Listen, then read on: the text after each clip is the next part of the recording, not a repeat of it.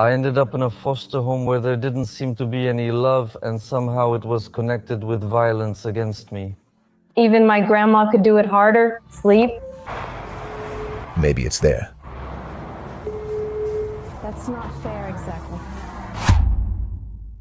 Everyone has their own story. Sometimes it's harder than you can imagine. This is Maciek, a kid from an orphanage who grew up in a world full of violence. Today he has his own passions and dreams, but also demons that still try to hold him back. He's not afraid to talk about what hurts him, but he's afraid whether he'll ever be able to change it. He has a problem with perseverance, and every time he starts, he quits before reaching the finish line. Welcome to another episode of the Transformation series. Today our guest is Maciek, known by his stage name Erwis. Hello, everyone. What are the things you would like to change about yourself? Definitely the problems I have with nutrition because I've been underweight since I was a child. Do you have any fears or anything not obvious at first glance? And here we go. I come from a family that was broken. My parents were alcoholics. I have no problem talking about it. I used to be ashamed of this story, of the fact that I was a kid from an orphanage. And of course, being a child of an alcoholic means that the chances of you developing this disease are much higher, especially when you start out with emotional deficiencies, basically being an unloved kid. At the age of 16, when I ended up in a foster home where there really wasn't any love, it was somehow connected with violence being used against me. The first time I tried alcohol, I think that it gave me a sense of security, and right at that moment I became addicted to it. So I'm a person addicted to alcohol, but I've been abstinent. I don't maintain a constant abstinence, you know? So I have binge drinking episodes. So when I start drinking, then I really go for it, you know? Like I just drink for a whole day and then it takes me 3 days to recover, right? But just the fact that you're talking about it openly, I think that's really valuable and important. And the fact that you even came here means you want to do something about it. What are your dreams right now? I would really wish to be someone who is stable, you know? I guess perseverance, you know? I achieve these goals, but very slowly, right? You have a fear of dogs. Can you say where it comes from? What is it like on a daily basis? When I was about 3 or 4, I was still living at my family home near Biała Podlaska. Often, you know, I was left without supervision, right? As a 4-year-old, I used to ride my bike around Biała Podlaska, you know, without any supervision. And I just, you know, took some stick and, well, I started hitting that dog with it, right? I don't know the breed, it just jumped at me. And I've had trauma with dogs since then. I'm just afraid of big black ones, and that's how it is. Sometimes, especially in alcohol therapy, you start to uncover those causes, you know? That you know why it happened and you start to understand it, then it's, you know, less cool. That's why I sometimes envy those unaware people. They just live in their own worlds, you know, in their own unawareness. Even if they can't, well, you know, name their emotions, because they just say they feel joy or that they're pissed off. And those are the two emotions they, you know, or that they're cheerful. But what kind of emotion is that? What kind of thing is it to just be cheerful? Fear comes back at the least expected moment. For Erwis, it's a black dog, a childhood memory that left a scar. We'll help him overcome it. In this challenge, he'll be accompanied by a dog behaviorist. You told us about your fear of dogs, so we want to fight it. Airports are already stressful, so my fear of dogs makes it worse. Yeah, that's right. No. All right, we will have... First, we'll have a meeting with the behaviorist, and I want her to get to know you and for you to tell her about your... Anxiety, nothing... Will happen without your consent. Me too. Apparently, she's supposed to bring a dog. If you're ready for it after talking to her, maybe you two will meet. Cool. You might even get to spend some time with that dog, and if not, that's totally fine. Because... It's not like, you know, I'm gonna freak out or run away. It's just that you have this mental anxiety, right? Okay, we'll see when the lady arrives and talk. She's even coming now. Well, that one, damn, he's a savage. I don't like that kind. I saw it. You know, it's not really that kind of fear that follows me around all the time, you know, the kind that won't let you rest. It's just in certain situations because I don't have a pet myself, right? Because it was like, as a child, I was just left somewhere without any supervision. And somewhere in my neighborhood, some dog just showed up. I wasn't very nice to him and started poking him with a stick. And he attacked me here. I have a scar here, and that's how the trauma started, you know? So when I see big black dogs, I remember that aggressor. But He came up to you, right? Because it was, I don't know, on the street or something, right? I lived in a single family house, you know? When a dog growls or shows its teeth, people usually know they need to step back. Dogs rarely bite without warning, but in this case, there was some of that. There was a situation where you just started bothering him and he was defending himself, right? So it's no wonder he attacked. Before dogs start biting us, before they start growling, for example, they stiffen their bodies, turn their heads away, and squint their eyes. Okay. They yawn and give off many signals people usually ignore, right?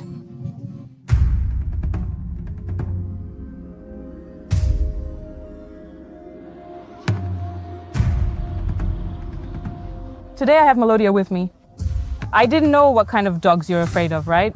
What it's really like, because it came up in conversation that you're afraid, like that, of really big black dogs, right? Mostly. Melodia is an Australian Shepherd. She usually goes with me to kindergartens and schools for activities with children, so there's no risk that she will bite you here. I'm not sure you know how to greet dogs. Well, as a result of the conversation, it turns out I don't know because I made a mistake right away, right? It's good to squat down a bit to get on the dog's level and let the dog come up to us, right? You can call her by name. Melodia. Oh, super. Yes, dogs especially enjoy being petted on the side of the head like this. Often, dogs usually don't like head petting, they just tolerate it. Great dog. Come on, look at the camera and show your eyes. They're great. Phobias are born in the mind, and that's also where you can tame them. To do that, you must let yourself trust. That's why we're going to meet with a hypnotherapist. Hypnotherapy is simply therapy that uses hypnosis. And hypnosis is a state of deep relaxation where our mind is focused on the task. It has narrowed attention, narrowed focus. I call it being on the job, on the problem, on what's inside. In hypnosis, precisely because we bypass that critical layer, that inner critic, it's easier to change our thought patterns, schemas, and causes, habits, and routines. We want to keep fighting our phobias. You've already had a meeting with the behaviorist. Now we've arranged a meeting for you with Ms. Joanna, who, among other things, specializes in hypnotherapy, so that you can start fighting your fears and phobias. Maybe you'll also work on some of your other traumas. And I wanted to ask you if you've heard about this kind of therapy before? No, I haven't heard of it. I think I'll just talk to you here, so I'll say it right away. Whatever is on my mind, because something new is always connected with anxiety. If it could make sense and help me, then why not? Do you have feelings? How did you feel before? Expectations, I'm nervous. That's exactly why we're doing this now, so you can try new things and open up. And the fact that you're tense is actually fine, because you'll have a chance to relax in a moment. So, You'll meet with Ms. Joanna a few times, and we'll see in some time how you feel. I was a bit stressed when we first started talking, but I'm okay now. At the first meeting, at the first session, I spend a lot of time explaining what hypnosis is and what it is not, what expectations we can have. So without any fears, without any barriers, without any, worries, we allow ourselves to experience hypnosis. Because Maciek already knows what hypnosis is and isn't afraid of it at all. He knows it's a pleasant state that he relaxed, he said so himself. So today there will be a deeper process, the so-called regression to the cause of the problem. So we will reach into the subconscious, into our memory, into Maciek's memory, to find out what caused this fear, what caused this particular imprint in the subconscious. An imprint meaning simply a memory, a belief, a mindset. In Maciek's case, it's a fear of dogs. His body is the story of many wrong choices. underweight, lack of energy, and no belief that he can fix it. Today, he meets someone who will show him how to eat and regain his strength. There must be a reason you can't gain weight, right? My highest weight ever was 70 kilograms. Well, I didn't have much physical activity or movement at that time because I was serving a prison sentence. Movement was limited, so maybe that's why. But now... Hemoglobin is 14.9, so it's really... It's not really low hemoglobin, just... No, you won't have proper eating habits. If the stress you experience isn't reduced and you keep smoking those cigarettes habitually, unfortunately, you may also develop high blood pressure or other heart diseases, which will make all your symptoms worse. Are you planning to quit smoking? I think it's the dumbest addiction. That world gives me nothing. I'm just a thoughtless smoker. I don't smoke when I actually want to. I just do it thoughtlessly just because I light up. You can come in now. And yes, thumbs on. Those metal parts, yes. Hands gently straightened in front of you, and now we wait. Yes, with your back and heels against the wall. And stand up straight. Yes, we have 180.5. So yes, as for your current body weight, it's 60. 4.2 kilograms. So we can easily start a diet to gain weight. This physical effect and, let's say, appearance is not my goal at all, but rather the psychological effect, because what matters to me is that I feel good about myself, not just that I look good. We're introducing this higher calorie diet so that you feel better. Once you receive the diet and start following it, you can also write to me, okay? If everything's fine, if you dislike something or want to swap anything, then we'll be working together on an ongoing basis and we'll stay in touch all the time. I think we can meet again in a month and do another analysis. I hope I was helpful. Definitely. You'll start applying my advice gradually and we'll see the results. Hello, Maciek. You've just finished your first hypnosis session. Tell us, how was it from your perspective? How did you feel? And what are your experiences after the hypnosis? How did you feel during the hypnosis? The conversation beforehand and imagining it was definitely anxiety-inducing since I hadn't read anything about it. I came to check it out, and hypnosis itself is a form of relaxation for me, so I definitely left here feeling refreshed.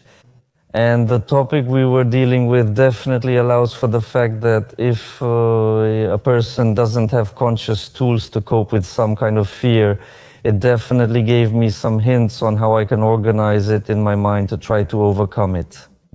Is that how you imagined hypnosis? No, that's not how I imagined it. So you were a bit anxious about hypnosis? Definitely, but it was more curiosity mixed with anxiety since it was new. Okay. That's why at the first meeting, as you experienced yourself, I spent a lot of time explaining what hypnosis actually is. Did the beginning of our first session calm you down a bit? I think the stereotype was broken. Great, great. What changes have you noticed since our last session? Greater awareness of the problem and how to address it. How did that change your reaction to seeing a dog? More calmly. Great, great. After the first session? That also comes from the fact that I've never dealt with this problem before, so when anxiety builds up and you can't handle it, and suddenly you discover a way to deal with it, you can somehow release and work through it. That's a big plus for me, even after just one session. Great. And just the awareness that you have some tools, some techniques, so to speak, up your sleeve that you can use probably made you feel safer, that you know what to do, and there's less fear, right? I didn't confront it right away like going into a pack of wild dogs or something, but rather we're still talking about the fact that I had no knowledge at all of how to deal with it. Today we'll start the second session. A hypnotic one, like hypnotherapy, something deeper. What are your expectations for this session? If it was fine before, it'll be fine again. Great. You will press my hand with all your strength, and when you simply hear the word sleep, you will allow yourself to close your eyes and just relax, bringing yourself to that state you already know, simply calmness and relaxation. He's okay. So just put your hand straight, and just press as hard as you can on my hand. Even harder. My grandma could press harder. Just like that, deeper and deeper, into a state of pleasant relaxation where you don't have to do anything, just be. Now pay attention to your breath and allow yourself a moment of relaxation, looseness, and silence. That's right. Release all tension from your head down to your toes. Thank you for watching. Pay attention to your breath and slow it down by 20%. Calm breathing relaxes, soothes, and loosens the whole body. And when the body is calm and relaxed, the mind is also relaxed because the mind is part of the body. And only when the mind is relaxed and calm does it allow you to enter certain changes. Changes in memory and habits, calming of fears. That's right, deeper and deeper into a pleasant state and hypnosis. That's right. Sometimes you just need to stop for a moment. Take a breath and feel that you can take care of yourself in such a simple way.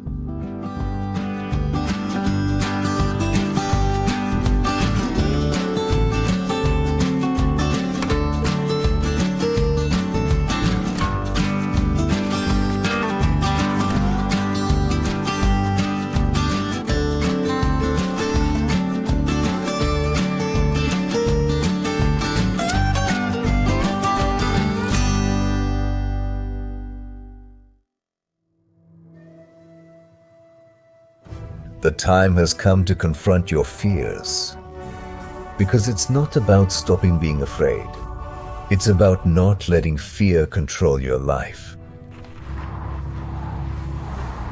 Let's see if he even answers. Or maybe he's waiting. Maybe he's there.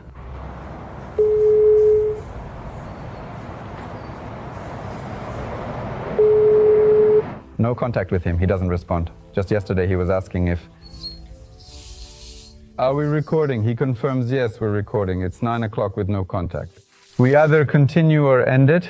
It is still. Just yesterday evening. He replied, yeah. Okay, I'm free. What's up? What's your plan? We met up with Angelica and Maciek was supposed to be with us so we could help him fight his phobia. A phobia of big black dogs. Maciek went through his hypnotherapy. Asia was very helpful with this issue, but we have no contact with Maciek now. Just yesterday he asked me if we were definitely meeting at this time and at this hour. Unfortunately, he's not answering his phone, and it's been quite a while since our last meeting. We tried to help him on our end.